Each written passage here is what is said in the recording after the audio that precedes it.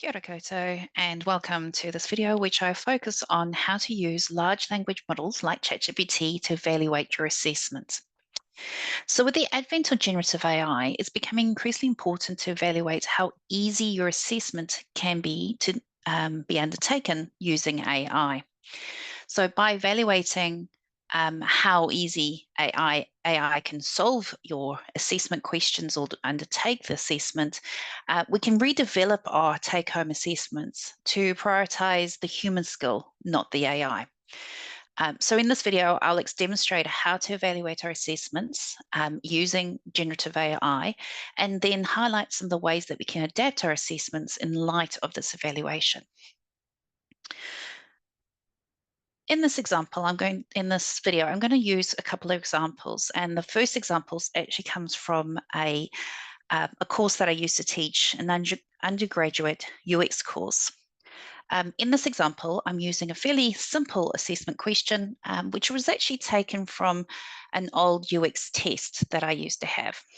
So in this question, I'm asking students to identify and find two examples of design principles that I discussed in my course.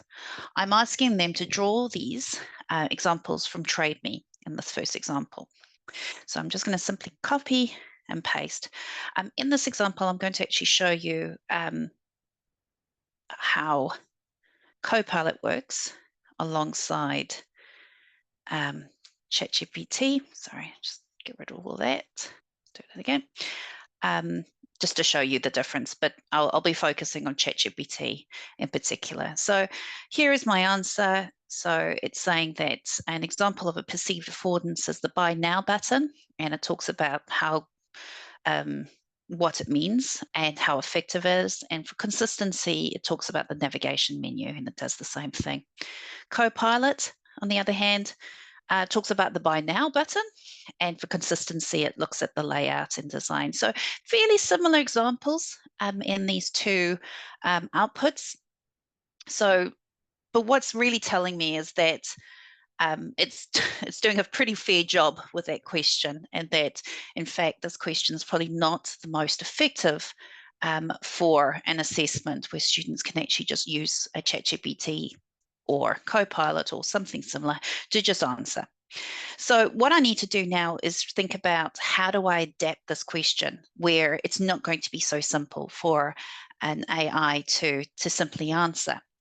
So one of the things I can do is on a lot of these models, they're trained from data they can access. And so web pages they can access, but sometimes if it's behind a login wall or paywall, they can't actually generate an answer. So what I'm going to do is demonstrate an example where the website is actually through a login page. And I'm going to pop that now into ChatGPT. So I'm just going to move straight to ChatGPT. So in this example, it talks about the appointment scheduling interface and the patient records interface. And what you can see here is it's looking at the calendar view and etc. So if we look at the Clinko website, so I'll just sign back in, we can see the appointments and the patient records interface. However, in this particular example, the answers that it's talking about, for example, in the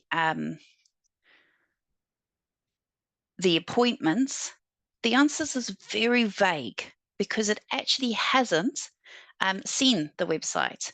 And so what I can do is actually upload an image. So for example, the appointment scheduling. So I could take a screen capture of this and upload it to ChatGPT and ask it to reevaluate it using the actual interface. And so this is important to consider, and I'm just going to quickly do that while I'm talking. So so you can see it's done a convincing answer, but not the correct answer because it doesn't have all the information. So, but if I take a photo of it and I re-answer based on the screenshot, I'm probably going to get a better answer. Okay, so it's a lot more specific of stuff that it's actually seeing in that interface. So it's actually drawing out, for example, dashboard, appointments, calendar, which is actually in that interface, not what it assumes it's in that interface. So this is important to consider when looking at using these tools. They can still give you a convincing answer, even if it actually hasn't looked at this website before. But also the fact that you can actually support the discussion through feeding it information. So the idea that you are using something it hasn't seen. So for example, this is just with a website, but you could use the same concept as, for example, if you're using something that you discussed in class, or discussions or case studies that you've drawn from your class or placement. But it's important to remember that you can feed this information in as well. So students can take research articles that you've discussed in class or case studies that you've discussed in class and feeding them into the AI. So it's important that we're not trying to design around what we think it's not good at or what it hasn't seen, because these AI tools are adapting and you can actually help guide it as well.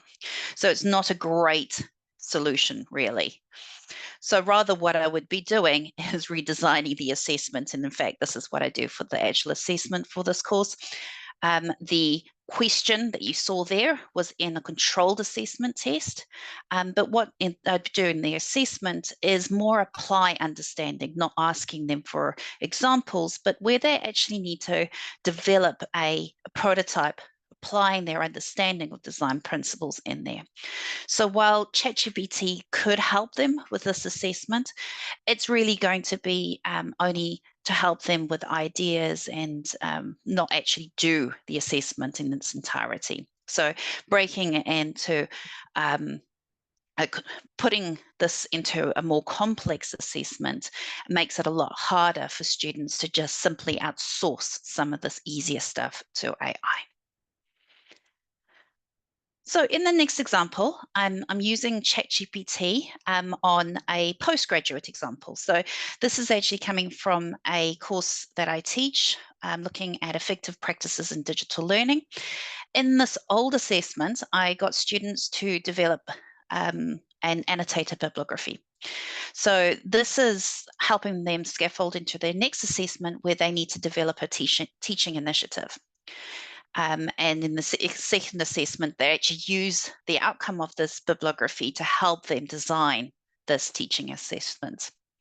So in this example, I've actually created a prompt based on the original question, just to give me, well, the ChatGPT a bit of context, a little bit of detail, what I'm expecting. So I've asked it, I've given them a role. So they are a student and they need to create something, and there's some criteria around it.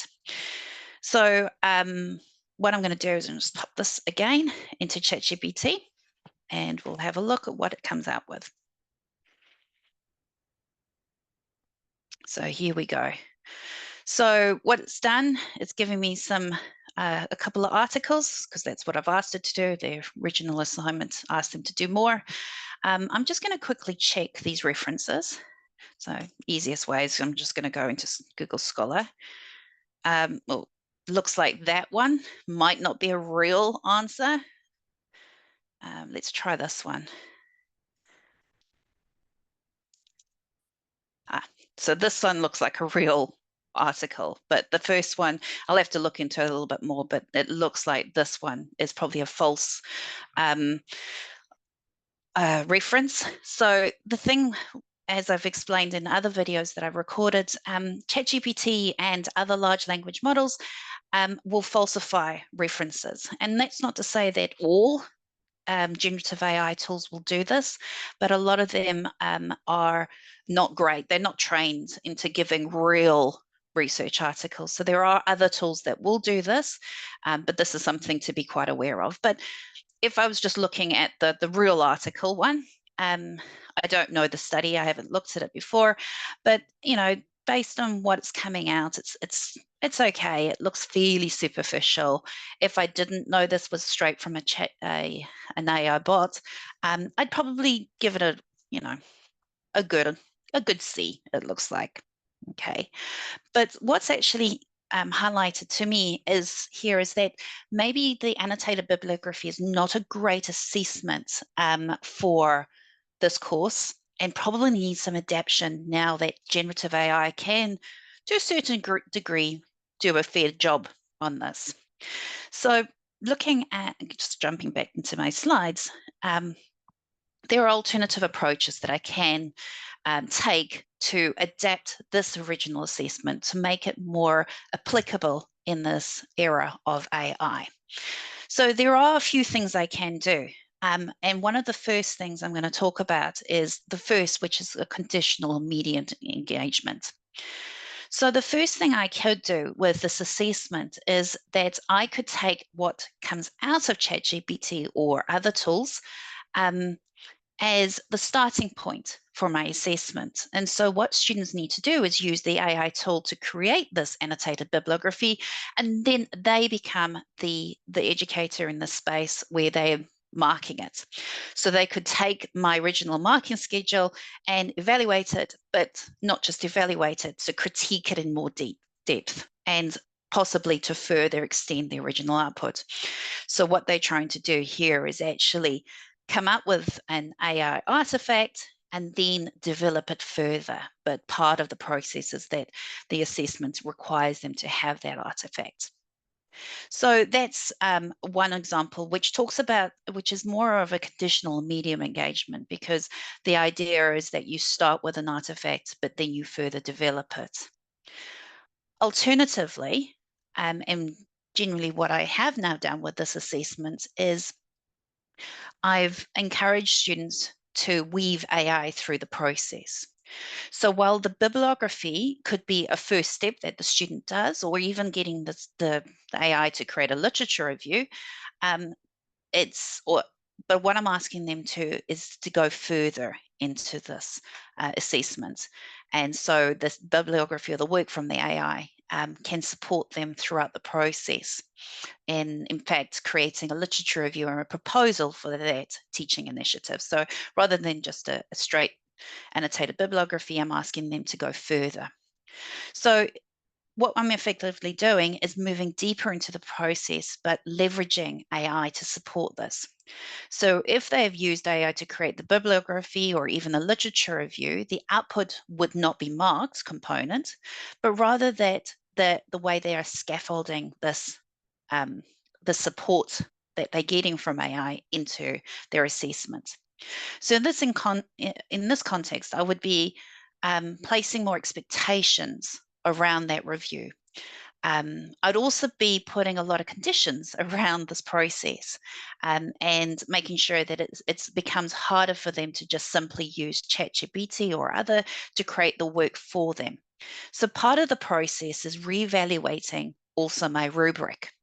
So with my rubric, I am privileging the elements that are harder to achieve, such as coherent ideas and detailed related to the actual integration or understanding or critical review of AI into the assessment.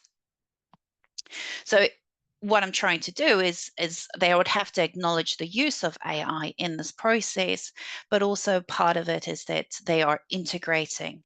And so part of this integration and what I'm looking for is this, to privilege the stuff that the large language models don't do as well.